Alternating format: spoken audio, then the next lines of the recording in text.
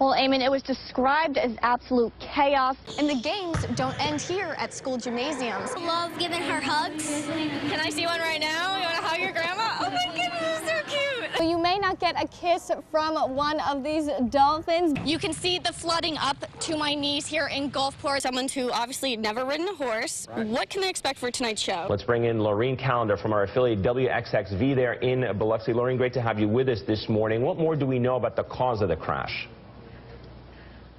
Well, Eamon, it was described as absolute chaos and nothing short of a tragedy here in Biloxi. Now take a look behind me. This is Main Street at the railroad tracks. Still debris lying on the side of the railroad tracks after the freight train collided with the tour bus. Now what we do know about the tour bus, it was carrying about 50 senior citizens from Austin, Texas.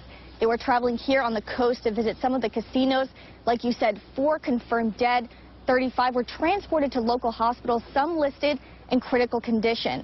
Now, around 2 p.m. here local time, the bus was stopped on top of the train tracks when the freight train collided with it. And within minutes, they had the streets flooded with local law enforcement agencies as well as firefighters, first responders just doing everything they could to rescue the people off of the bus. Now, witnesses saw people coming off the bus just in awe of the tragedy that happened here in Biloxi, and they tell us it's like nothing they've ever seen before. Fear in their eyes. Residents watching water rise up to chest level, hoping to make it out alive. I've never seen anything like this before. Katrina was pretty horrific, but this outweighs it. As far as the flooding goes, I've never seen it this bad here in Gulfport. You can see the flooding up to my knees here in Gulfport. This car, almost half of it covered with flood water. Right now, military vehicles are rescuing families outside of their homes because of severe flooding. We have neighbors here that are handicapped and disabled that we really need to get out of here. One including his brother, who made it out safely. Gulfport police officers and firefighters rescued over 20 people off Northwood Hills Drive in less than 2 hours. At first, tanker trucks plowed through, but eventually got stuck in the high water. Boats drifted out into what looked like a sea to allow crews to finish saving the lives of complete strangers. This is what we signed up to do, to save lives. We all work together. We're one big family, and we won't leave anyone behind. According to Gulfport Police Department's policies and procedures, there are 2 reasons why an officer would shoot. One is to protect ourselves and protect somebody else from serious injury or death, or to take a fleeing felon, that if we don't get them, that they would be an imminent threat to society. With criticism and questions revolving around the topic, I decided to go through a firearms training simulator with Gulfport Police, a training tool they use for officers, putting them through situations where they must decide, shoot or don't shoot. First scenario, I get a call of a man with a gun in his pants at a convenience store. After I approached, he put his hands up, but quickly, things changed. The man then grabbed an innocent bystander and crouched behind a vehicle.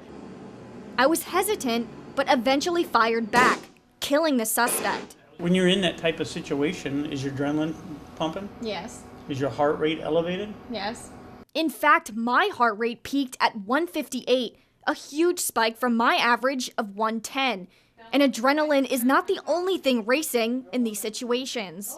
It's not just, hey, I'm trying to kill that guy, but you've got things going through their mind like, I don't want to be in this situation. Why is this happening to me? What's departmental policies and procedures? Lawsuits. The next scenario hit me hard. An active shooter in a school. I walk in a room and see a man holding a gun to a woman's head. While I hoped talking to him would calm him down, I waited too long and he shot the woman, then me. I was then overcome by emotions. Sorry. Every officer in this department goes through the same emotions. It's just that the more we train, the more exposure we give them to real life scenarios, whether it's through firearms training simulator. It's to prepare you for the worst. It is easy to watch videos of officer-involved shootings and question every action, but going through the scenarios opened my eyes. I learned it is all about the perception of a threat. It's quick to judge somebody, but don't judge us until you're willing to walk into our shoes. And I'm opening that door. I'm inviting anybody that wants to come do it. Come on. If you are interested, sign up for the Gulfport Citizens Police Academy. See what split-second decisions you make when you are behind the badge. For News 25, I'm Laurene Callander.